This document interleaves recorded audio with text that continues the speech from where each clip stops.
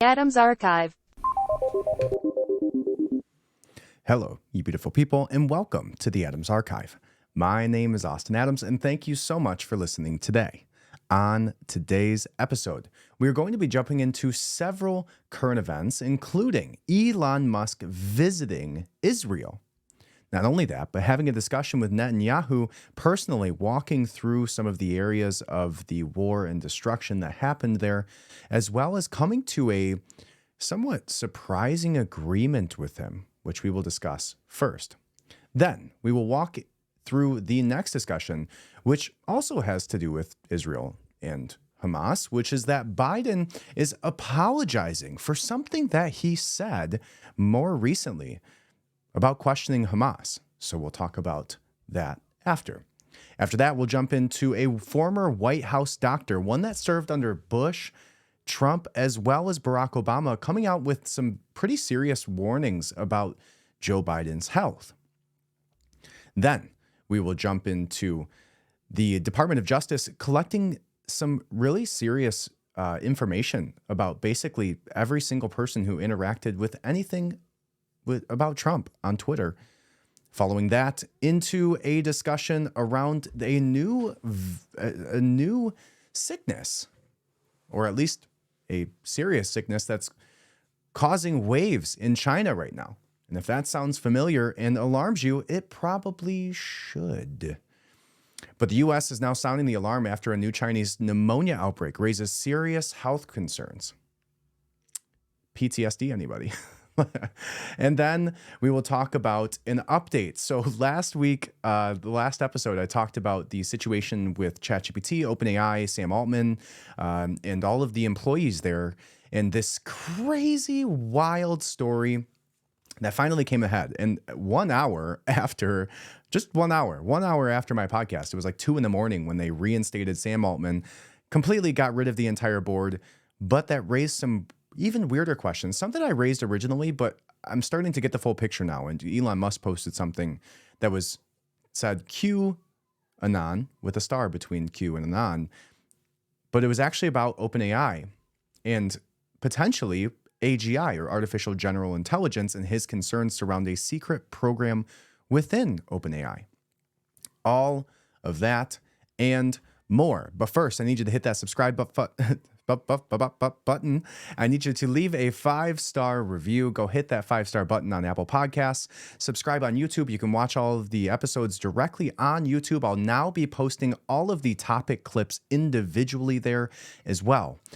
So make sure you follow on YouTube, The Adams Archive. You can find me there and watch along. You can see my beautiful face, see the articles that we're talking through together. So make sure you head over there, do that, follow, subscribe, leave a 5-star review. That's honestly the best thing that you can do at this point to help out, is just leave a 5-star review on Apple Podcasts. Okay, it takes 2 minutes out of your day, gives you some of that good belly feelings in your gut, just for helping out. All right, I appreciate you guys. Thank you so much for listening. Let's jump into it.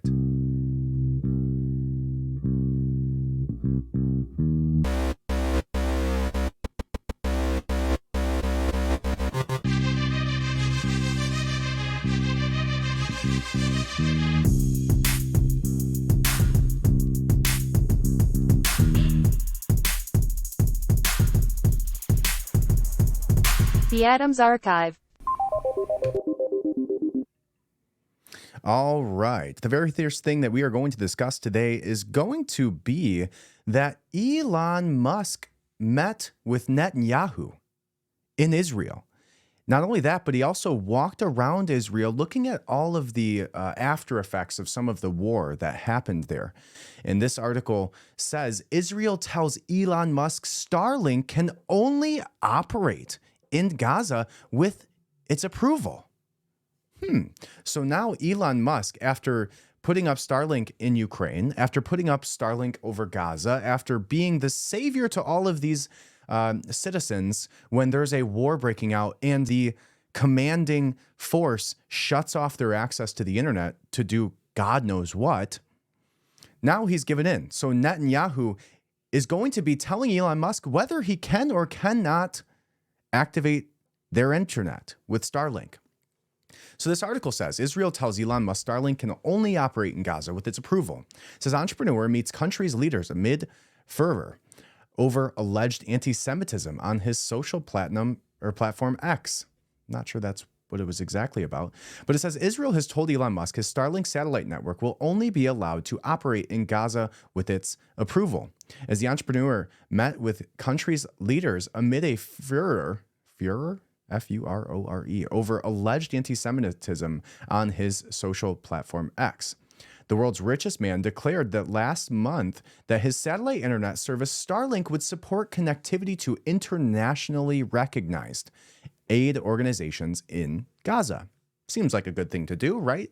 If there's a massive war going on and one of the sides decides to shut off all access to the internet, not only does it do that, but it cuts off their messaging between people in families locally. It cuts off their access to the outside world, so they can't post videos of things that are going on there. I don't know, by maybe some organization that's dropping bombs on them or doing terrible things to them, or I don't know, just everyday things, right? Phone connectivity, internet, work, all of that stops when you can't access the internet. So originally what happened is Elon Musk came in just like he did in Ukraine and said, okay, you guys can battle this out, but you're not going to eliminate one person's access to the world. So he has Starlink, and if you don't know anything about Starlink, it's basically satellites. I'm pretty sure Elon Musk has more satellites than any country now, something like that. But Starlink is a way that he can turn on and turn off access to Wi-Fi and the internet for anybody in the world, basically at any given time, just by utilizing his satellites. And so it says the world's richest man declared late last night that his satellite internet service Starlink would support connectivity to internationally recognized aid organizations in Gaza, which has suffered lengthy blackouts under Israel's bombardment. But on Monday, Israeli communication minister Shlomo Kari posted on X that the entrepreneur had reached a principal understanding with the ministry and has said now that Starlink units can only be operated in Israel with the approval of the Israeli Ministry of Communication, including the Gaza Strip.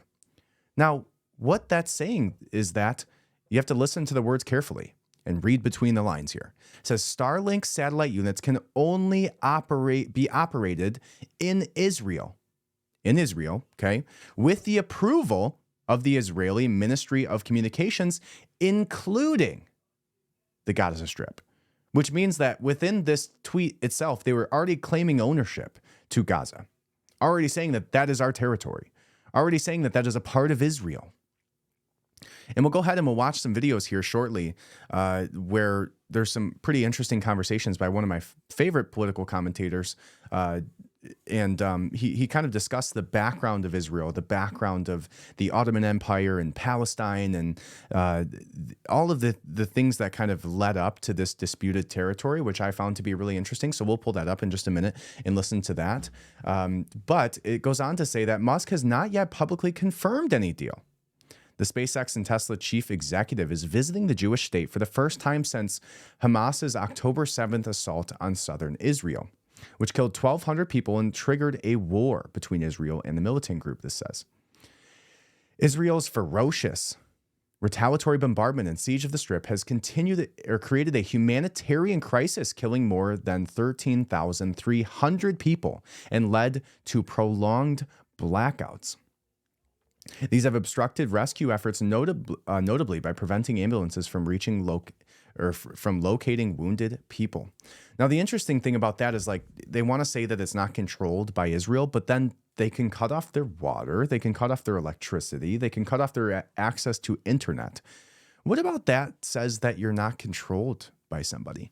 Because it seems to me that if somebody has access to, to shut off your water, if somebody can shut off your electricity, if somebody can shut off your ability to drive on roads, if somebody can shut off your ability to access the internet or the world, it seems like that's pretty much control, right? And they want to say that it's not controlled by Israel already, but it doesn't exactly seem to be the case. It seems pretty well controlled.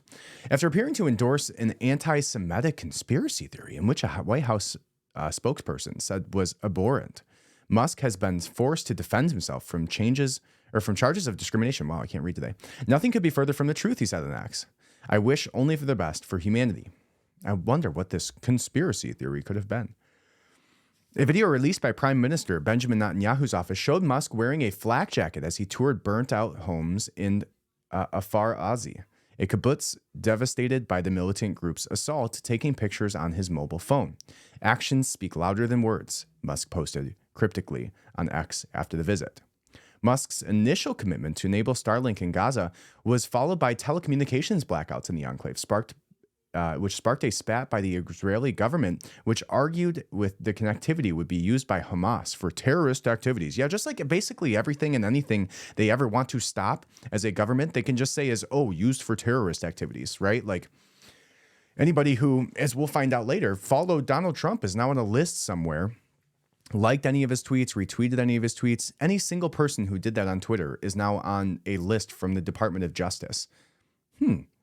Anybody who was there on January 6th protesting, whether they walked into the Capitol and got a museum tour by the local police or not, is now on some terrorist watch list, right? They can say whatever they want. That's the hard thing with like language and the way that what language can be weaponized, right? Go back and read 1984, right? When you can take a singular word like terrorist and start to apply it to anything and anything that doesn't agree with the government's narrative, that becomes a huge issue, right? It's like when all the liberals were calling everybody Nazis. It just loses its venom after so long. So like I agree. Hamas, what they did was an act of terrorism. Obviously, terrible. Don't do that.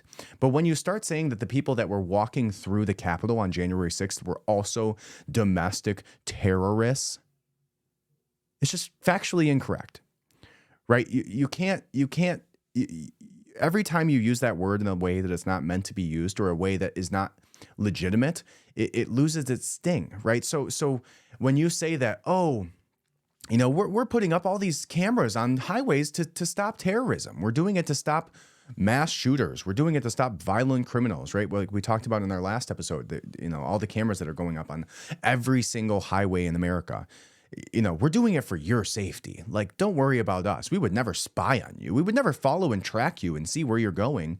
We would never do that. It's just for those bad guys over there that, you know, you don't agree with our opinions on politics.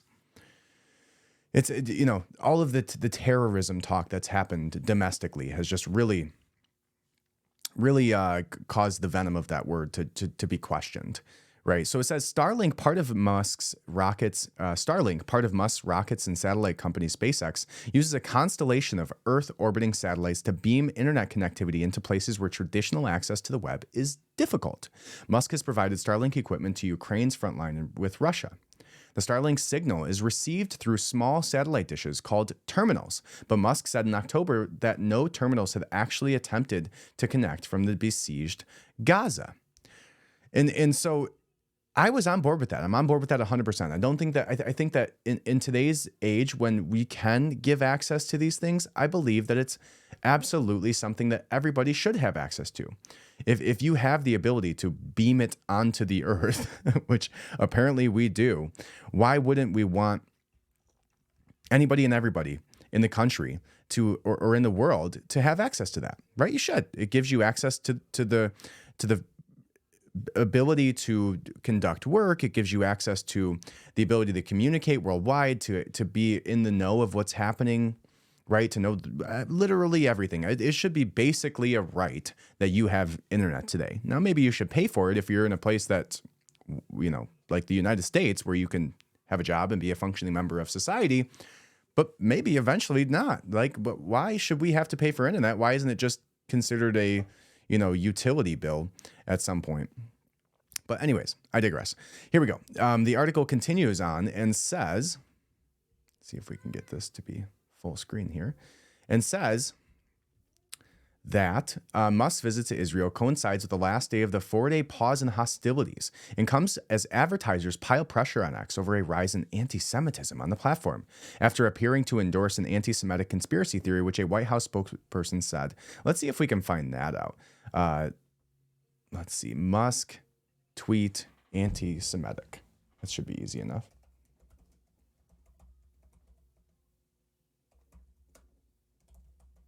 Conspiracy tweet. Let's see what comes up for that.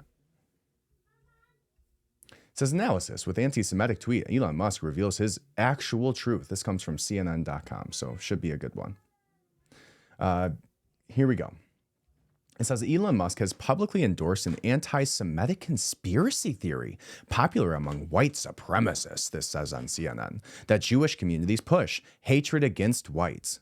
That kind of overt thumbs up to an anti-Semitic post shocked even some of Musk's critics, who have long called him out for using racist and otherwise bigoted dog whistles on Twitter, known as X. It was the multi-billionaire's most explicit public statement yet endorsing anti-Jewish views. Let's see. It says that Jewish communities, Musk was responding to a post Wednesday that said Jewish communities have been pushing the exact kind of dialectical hatred against whites that they claim to want people to stop using against them. The post has also referenced hordes of minorities flooding Western countries, a popular anti-Semitic conspiracy theory. What is anti-Semitic about hordes of minorities flooding Western countries?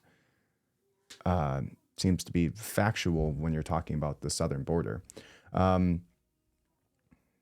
just wanted to see if I could see the tweet, but apparently they're not going to link it here because they're afraid you'll actually read into it and see if this is it. Nope.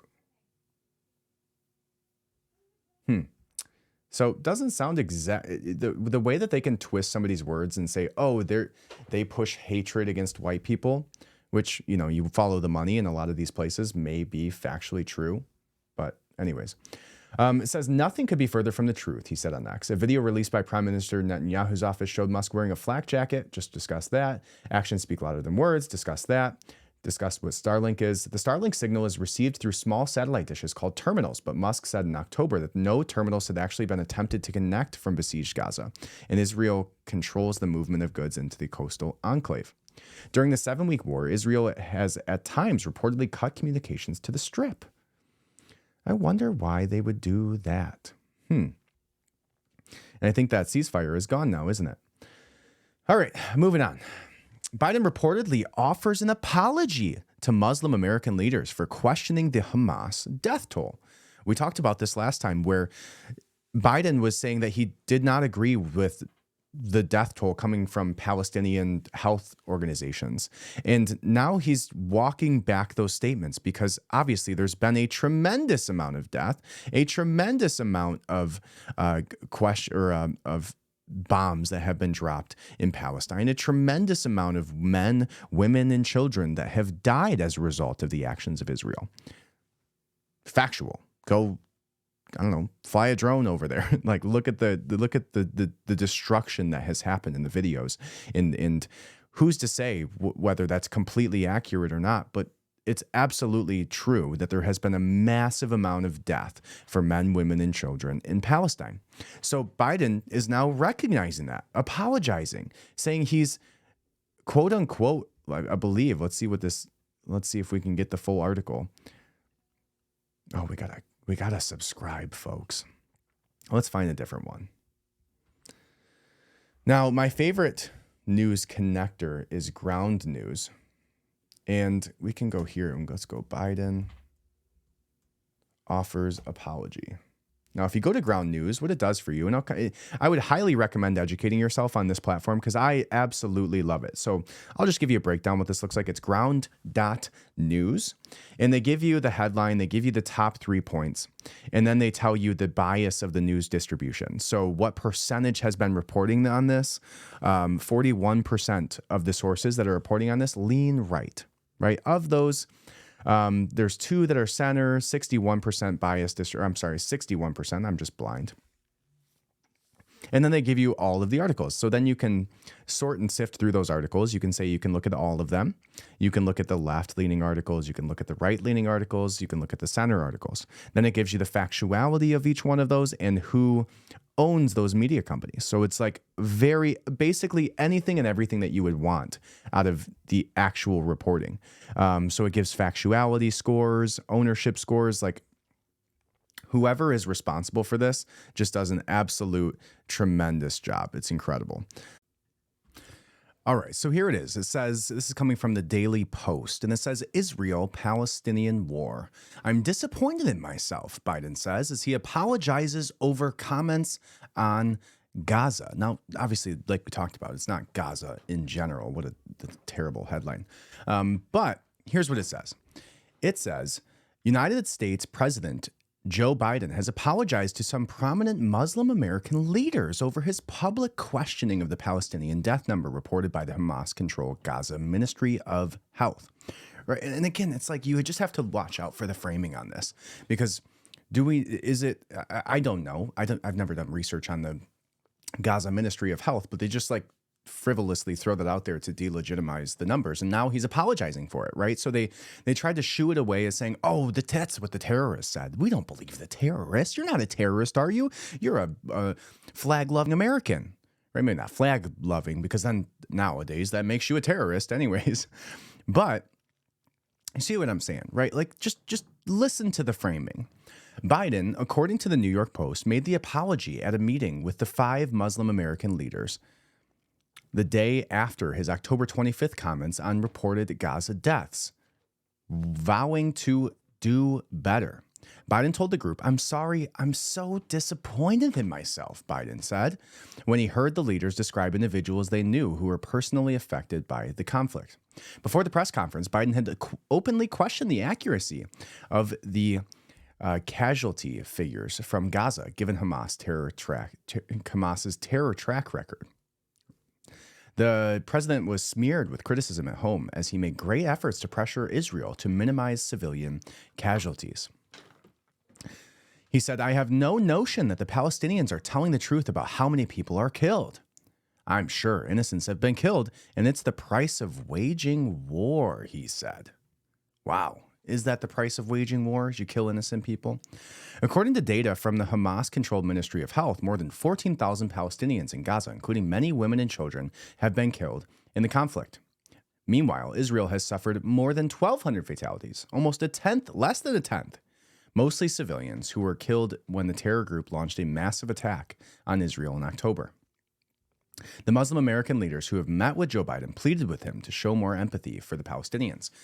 So here's something that I see I find this to be pretty interesting. You go to almost any major account right now. Now there's a few people who are actually honest and truthful, but you see a lot of mainstream media accounts, a lot of mainstream influencers, a lot of conservative voices just giving the most egregious points on the Palestinian conflict. Like you go to PragerU right now, you go to, go listen to Ben Shapiro. You hear them literally saying word for word that the reason or that the blood of Palestinian children and women is on the hands of Hamas, not on the hands of Israel, who actually bombed them, but it's on the hands of Hamas because, they did this to us first, so they deserved it, right? Like we're almost word for word verbatim what both Dennis Prager and Ben Shapiro had said about this. Almost verbatim, like literally, go find it. Then they'll say, "Oh, Hiroshima was something that just had to be done. We had to murder an entire city and block of a mile of people in order to stop this war." It's like, no. Well, what should we do? Well, maybe send special forces in there and take them out. Like, don't just bomb the children. And that's what's so funny about this argument, that like, oh, Hamas is shielding themselves with women and children. And instead of, trying to wait for a sniper to have a good eye on the target so that they can kill just the terrorists behind them, right? Like their point is that, oh, they use women and children as human shields. They use human shields. How egregious. How much of a terrorist are they for using human shields? And it's like, okay, you don't use human shields. You just bomb the women and children regardless without any thought to it. It's like, which one's worse? Just endlessly bombing women and children without any say or reason why, really, or using somebody as a human shield. They're equally bad because in both scenarios, somebody dies who was innocent. Equally bad. right? But they've probably done government think tanks and had massive surveys where they found out that if you say the human shield buzzword, that now all of a sudden people are on your side, right? It's like you definitely can't use human shields. Just bomb them all. Anyway, so there's your update on that. And from that, speaking about Joe Biden, the next thing that we'll discuss is that a former White House doctor has come out and raised some concerns surrounding the health of Joe Biden. So, not that any of us thought that he was in great health or anything, but it seems to be deteriorating just quicker than anybody would have even thought. So let's read this article together. And it says, former White House doctor warns that Biden won't last another 5 years in office. They're saying that he has completely degenerated just during the time in his office. And this is a doctor who served under George Bush, who served under Donald Trump, who served under Barack Obama. So this isn't some run-of-the-mill, was in there for 6 months and now all of a sudden he has a political opinion that this man was unfit for duty. No, this is somebody who was trusted by the White House to give their unbiased opinion about the health of our presidents. And he's come out and said that he does not believe Joe Biden is in any shape or form able to act the duties. Now, I agree completely. Like anybody who's the only thing that they could have done that's worse than this is what they did to Feinstein, right? Where they wheeled her out there the day before she croaked, the day before she died, and had her vote on the floor while some guy was whispering in her ear, telling her to shut up and say yes. Here we go. The article says, Ronnie Jackson, a Republican from Texas, a former White House physician, warned this week that President Joe Biden won't make it another 5 years if he's reelected in 2024. The decline is happening quickly, Jackson said, who served as a physician under former presidents George Bush, Barack Obama, Donald Trump, as he told Fox News on Sunday. Jackson argued that Biden's cognitive acuity has declined rapidly, even since 2020 when he was first elected. It's just unbelievable how much he's degenerated through his time in office. We cannot afford to have this man in office for the remainder of his term and then for another 4 years after that. He's already putting us at great risk right now, he says. Citing his experience with the White House, Jackson said he knows firsthand what it takes to be the commander-in-chief and the head of state. It's a grueling job, both mentally and physically. The man can't do the job. He's proven to us over every single day that he can't do the job, but this is just getting worse. Fair enough. Right. And I had this conversation with somebody the other day. To me, it's like, what is the even more so than his politics, right? Because you probably can't even point to Joe Biden's politics at this point or his position on things. But what you can point to is the absolute embarrassment. The absolute embarrassment to our country that is Joe Biden representing us on a world stage.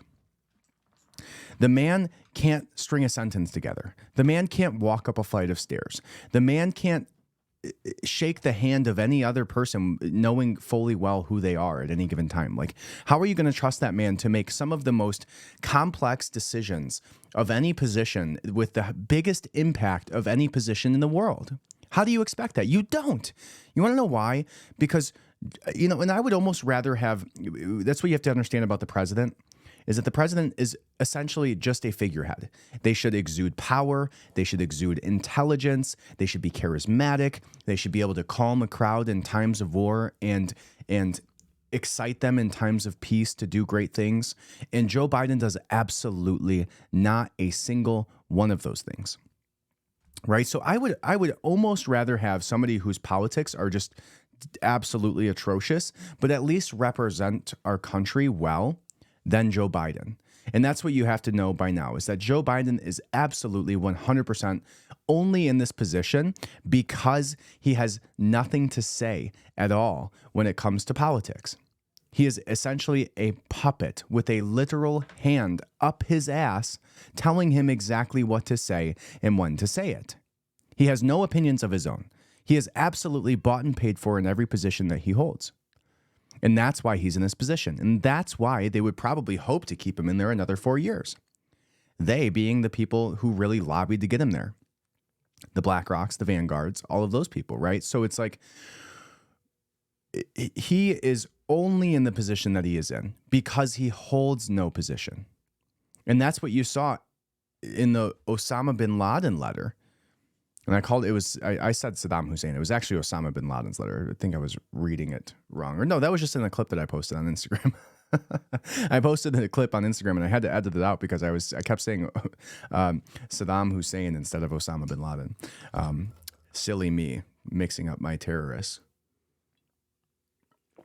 All right. So pretty wild stuff. Not that wild because we all knew the guy is about to die at any single moment.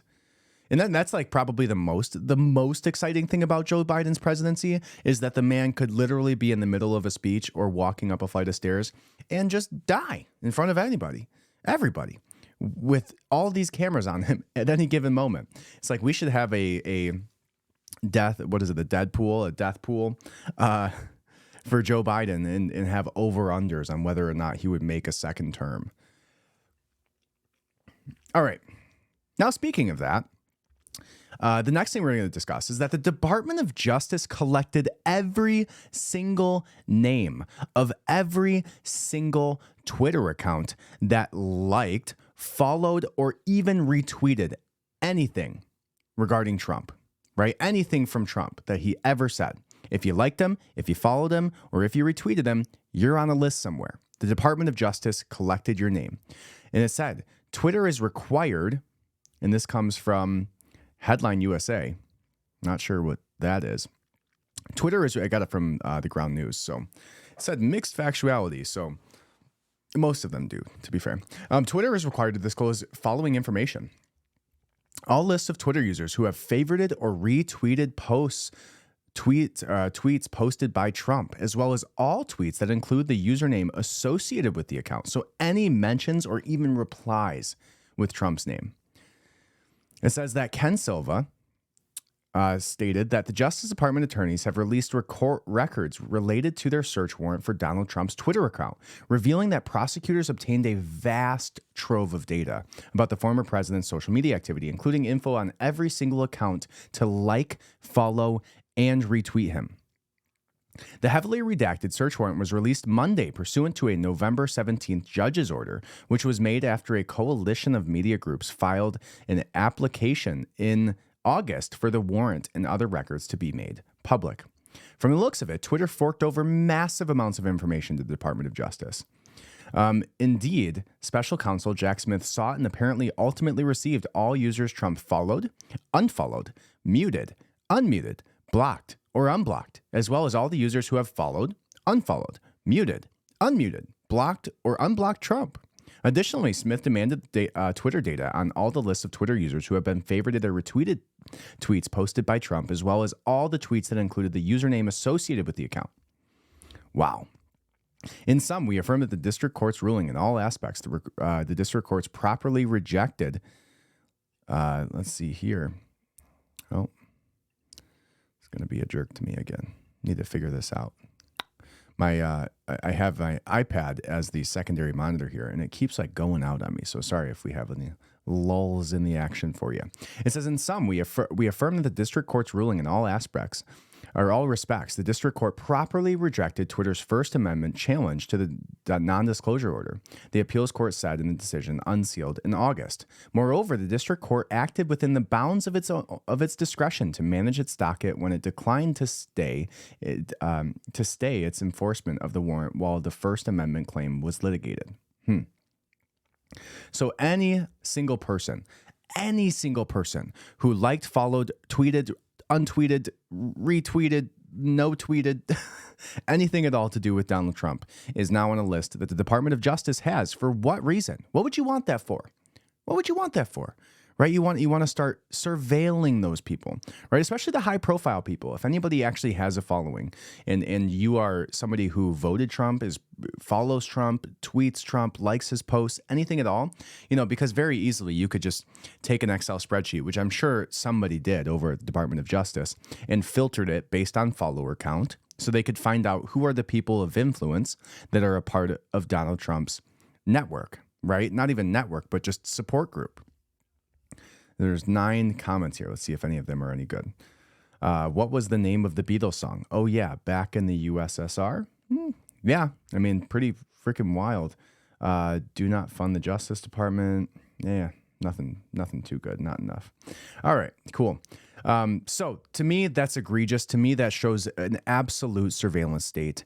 To me, that shows that the collusion between Twitter and Department of Justice now has been fossilized in Excel spreadsheets somewhere at a government facility to say whether or not you could potentially be a domestic terrorist because you followed Donald Trump, the president of the United States, one of the most followed, liked, retweeted people of all time on Twitter.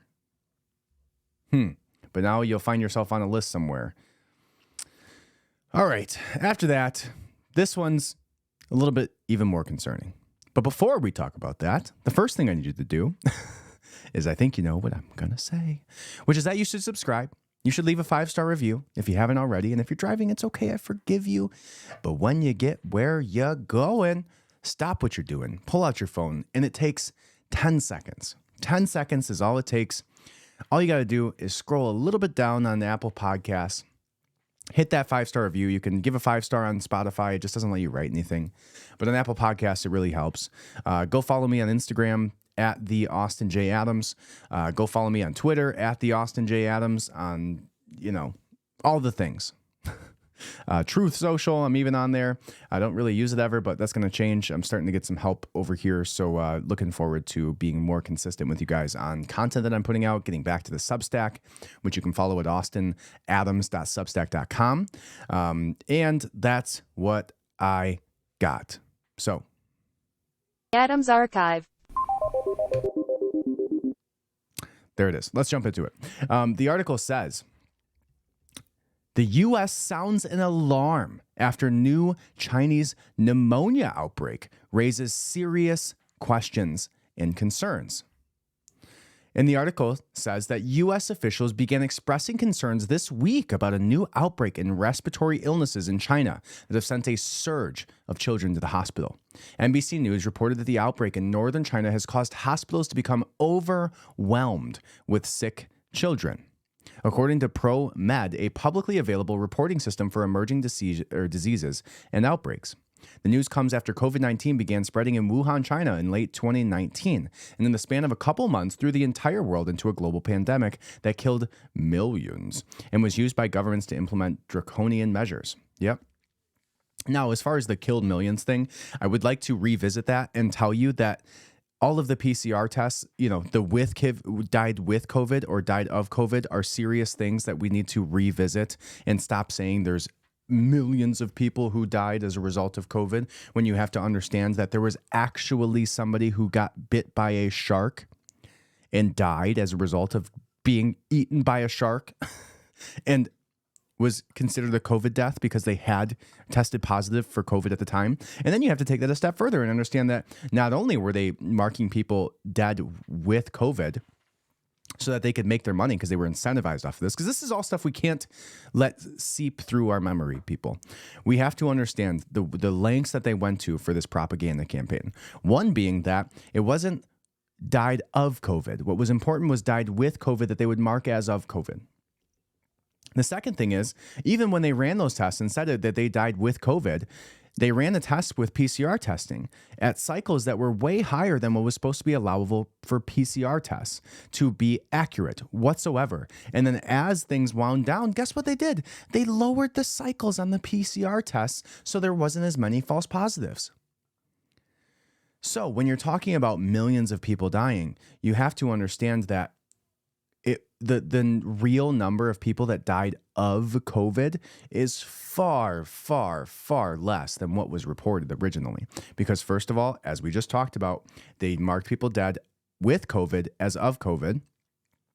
They marked people with COVID incorrectly because the amount of cycles they were doing on PCR tests, which was far above the allowable, at least justifiable amount of cycles. It's like anything above 19 cycles is a very high rate of false positives, right? You go back to the podcast I've done about Carrie Mollusk, you go read who actually came up with PCR testing, Nobel Prize winning laureate scientists who designed the PCR test. And it's really interesting if you go back and listen to some of those episodes, even episode 1, right? I'll mention that a couple times, is assassinations, cover-ups, and the cult of science that I did.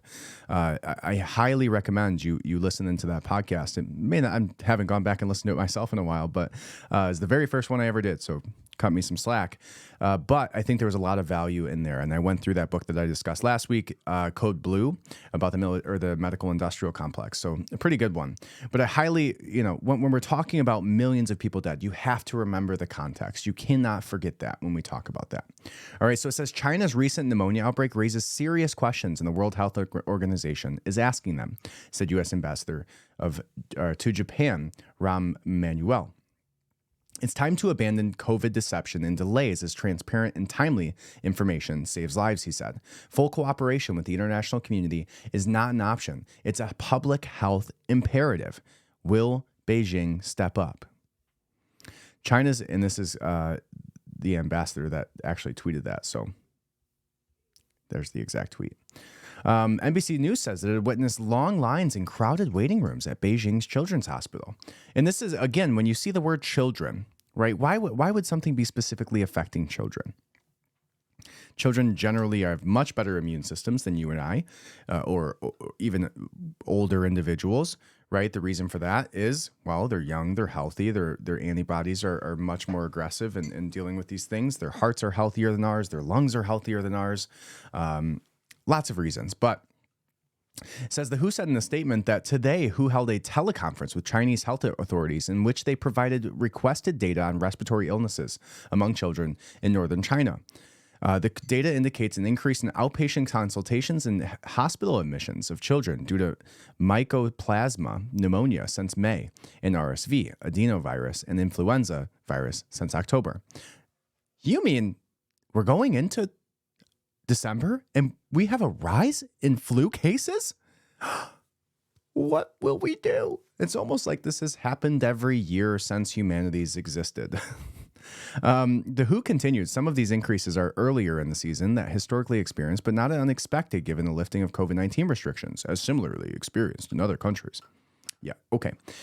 They've already cried wolf, and like nobody will literally believe them. If there was a flesh-eating zombie disease at this point, I think you would still have a large portion of the country in complete disbelief, right? The boy, let's go back to the boy who cried wolf, right? Or the government who cried pandemic is probably a more accurate one.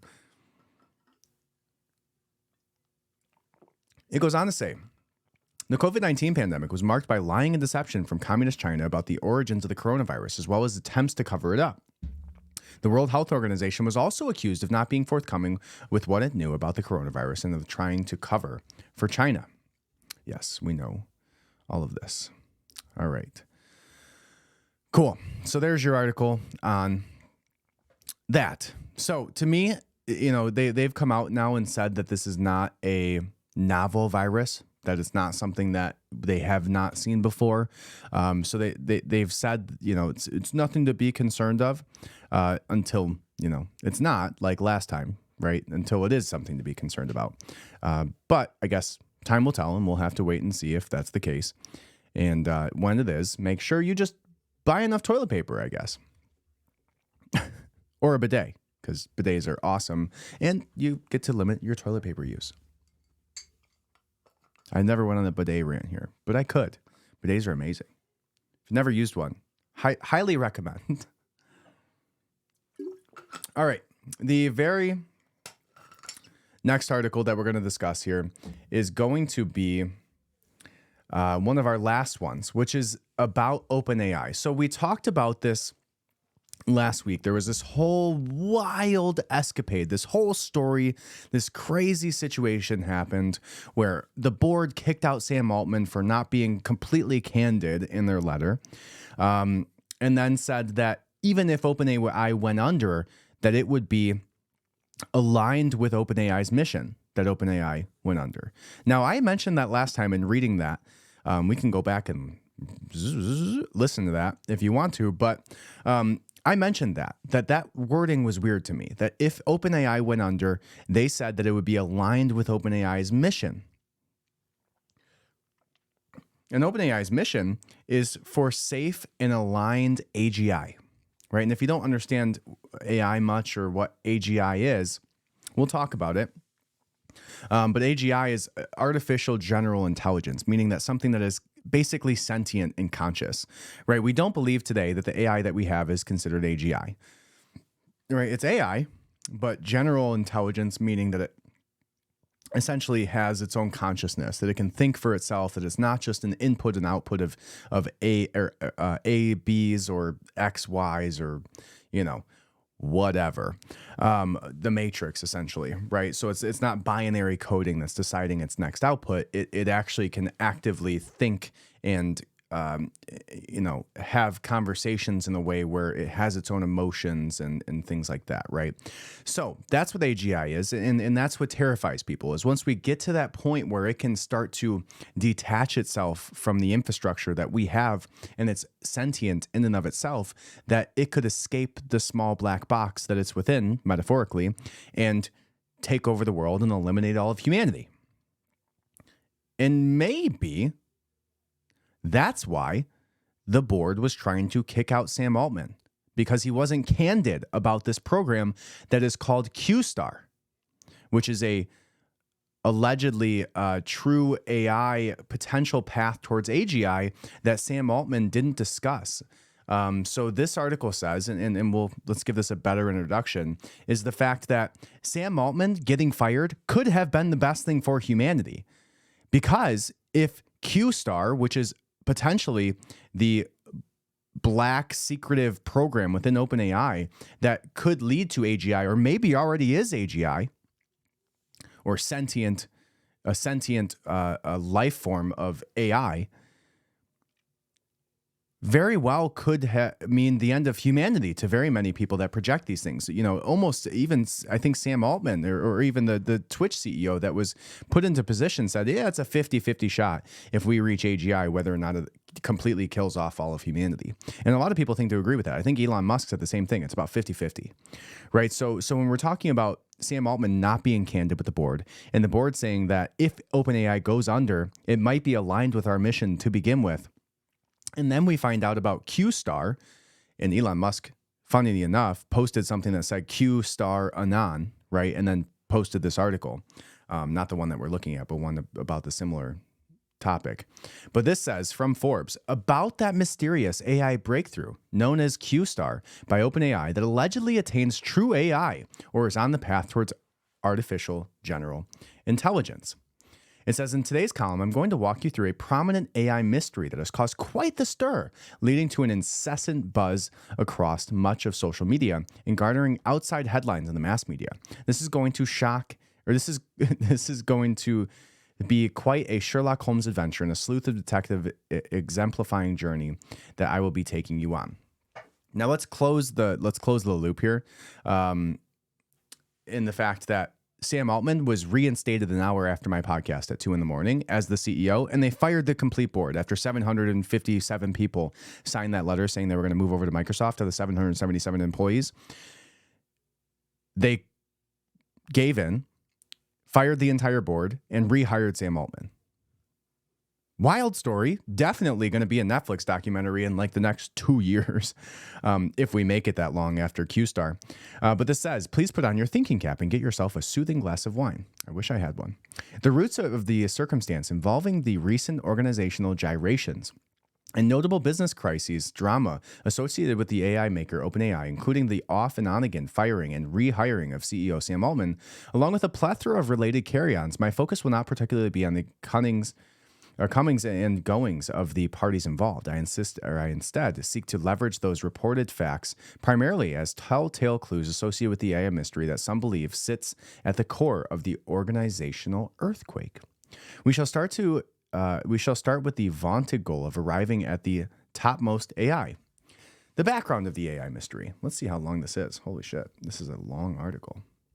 Wow, they did do some detective work. Oh, man. Wow. So go to Forbes yourself and read through some of this. Because, this is a extremely thorough write-up on this.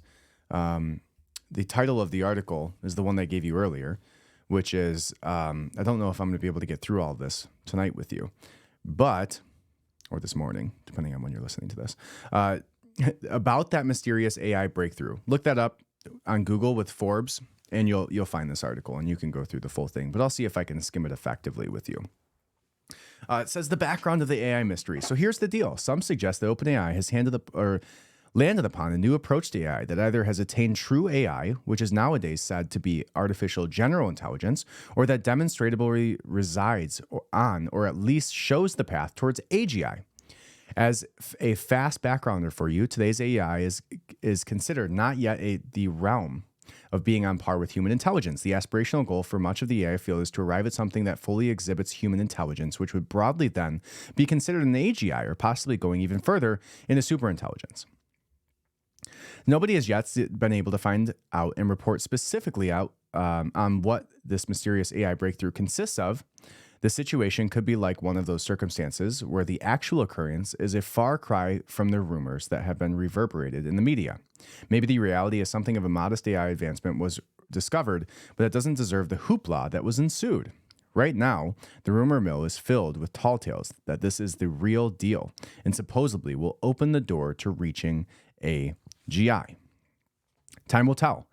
On the matter of whether the AI has already achieved AGI per se, let's noodle on the postulation. Let's not, because I already kind of clued you into that. It's not AGI already, at least not what we have access to.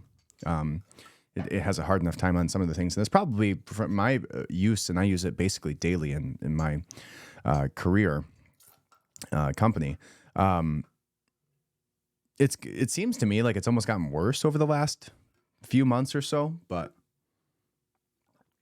anyways, you see, this is the way that those ad ho hunches frequently go. You think that you've landed on the right trail, but you are actually once again back at the woods. Or you are on the correct trail, but at the top of the mountain is still miles upon miles in the distance, right? So basically it's just saying we don't know what AGI could even look like, right? We have no idea whether what we're looking at is just a highly advanced, Texas Instruments calculator that is just compiling all the information and spitting out based on connections of data and quick reading of information, or whether it's actually having some sort of development thought processes that are outside of normal variables. So now that you know the overarching context of the AI mystery, let's see if we want to read any of this here. Potentially or inadvertently is getting this to the immediate doorstep of AGI. The idea is that it seems like it's pretty far away. Now that you know the overarching context of the AI mystery, we're ready to dive into the hints or clues so far that have been reported on the matter. Let's skip the caveats. I'm going to draw upon these relatively unsubstantiated foremost three clues. The name of the AI has been said to be supposedly Q star.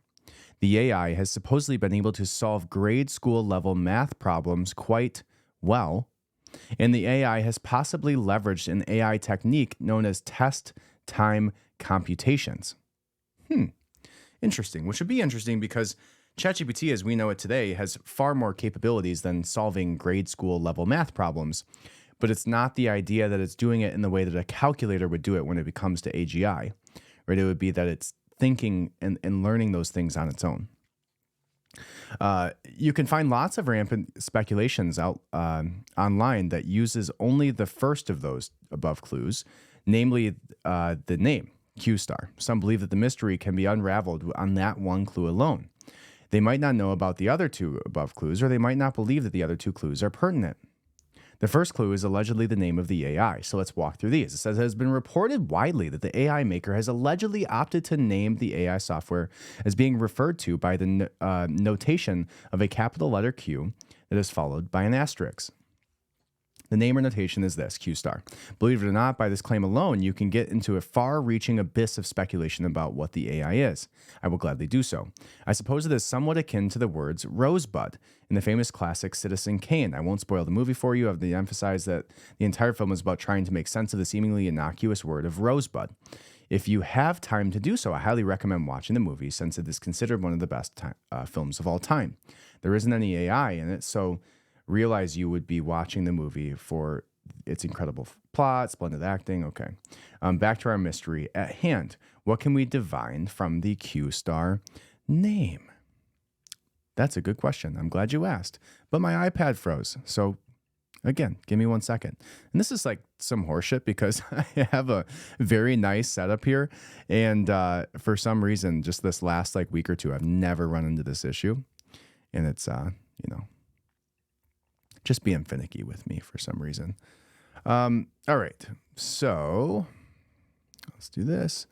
Let's do that. So yeah. So to me, it's like, this seems like the most likely reason that OpenAI went through everything that it did.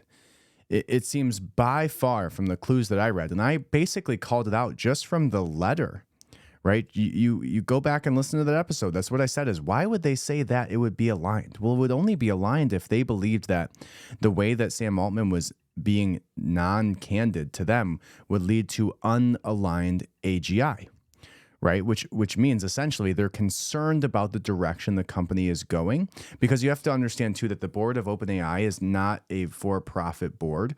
I believe that all of the board members like essentially don't have any stake in the game financially when it comes to OpenAI. And they're literally just there to like oversee the operations to make sure that it's aligned with its mission. So this says, what can we divine from the Q star name? Those of you that are fairly familiar with everyday mathematical equations are likely to realize the asterisk is typically said to represent a so-called star symbol. Thus, the seemingly Q asterisk name would be conventionally be pronounced aloud as Q star. Okay, who cares? Overall, the use of the specification of the letter Q innately coupled with the star representation does not notably denote anything already popularized. I'm saying that the Q star doesn't jump out as meaning this in particular.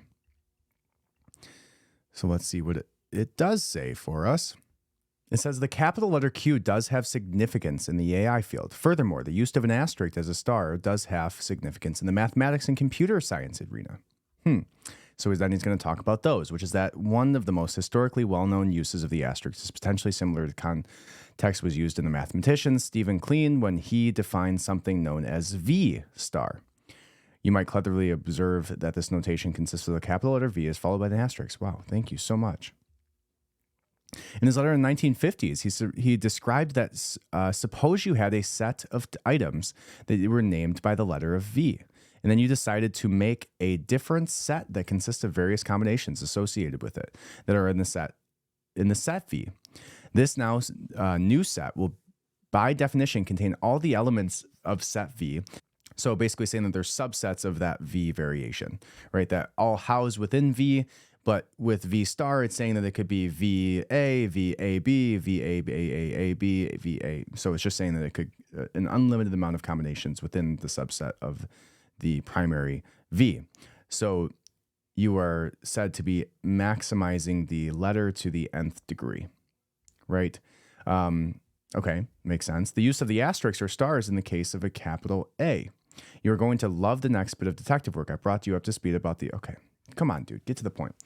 As an aside, the classic paper was formulated A star and is entitled A Formal Basis for Heuristic Determination of Minimum Cost Paths.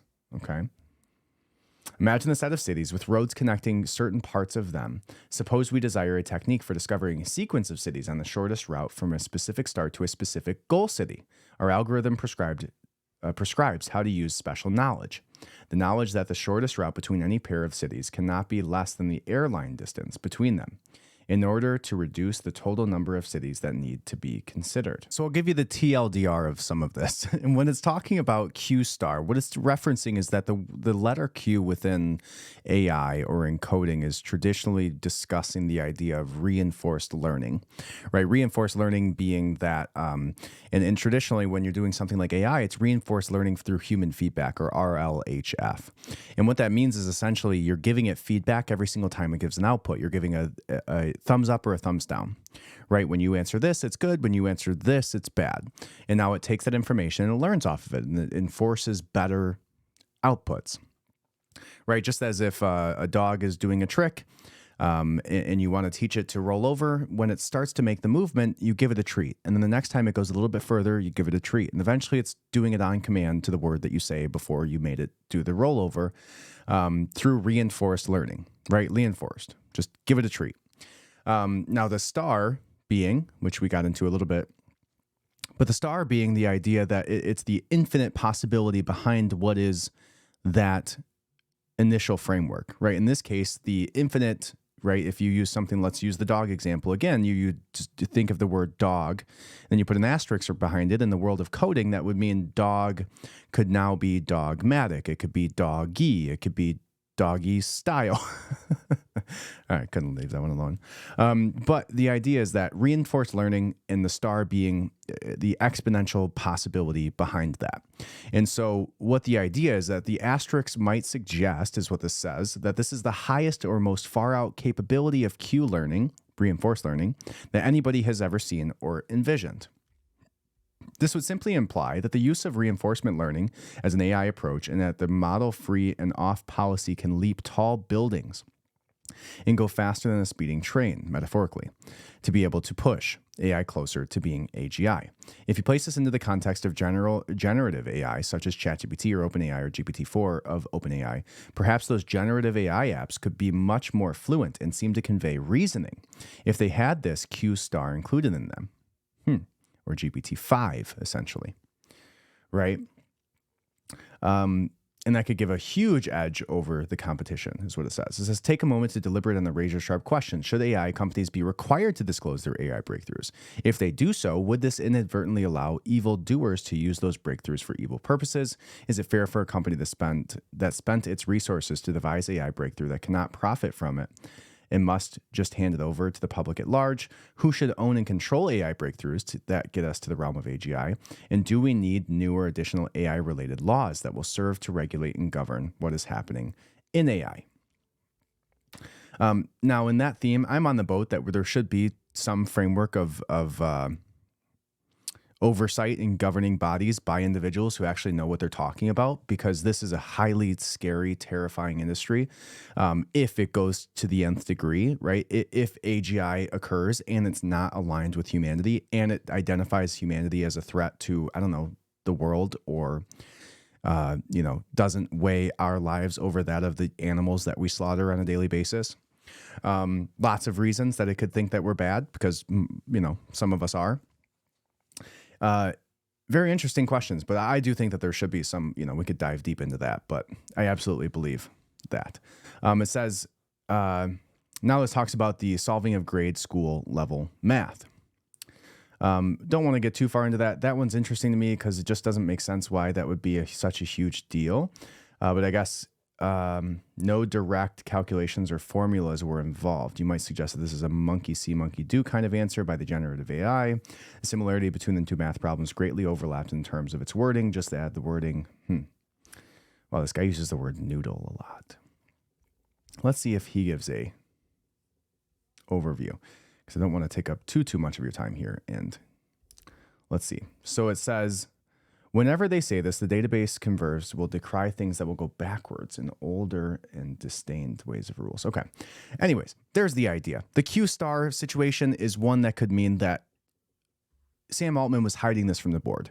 Sam Altman was putting the humanity into jeopardy, and all these 770 or 57 employees could now have been the reason that the Terminator happens and Arnold Schwarzenegger comes here from the future and we all potentially die. Or maybe not. And they were just dicks and didn't know what they were doing and let down all their investors.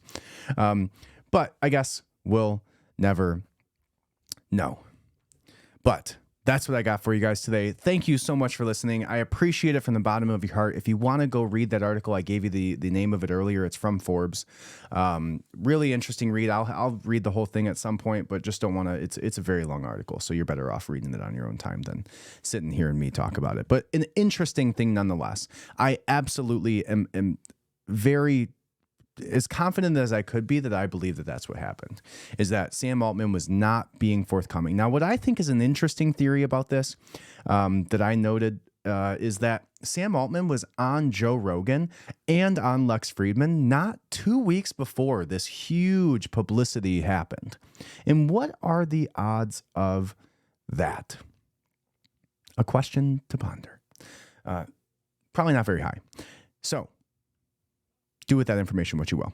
But I appreciate you guys. Thank you so much for listening from the bottom of my heart. You are awesome. I hope you have a wonderful day. And see you next time. Thank you. Adams Archive.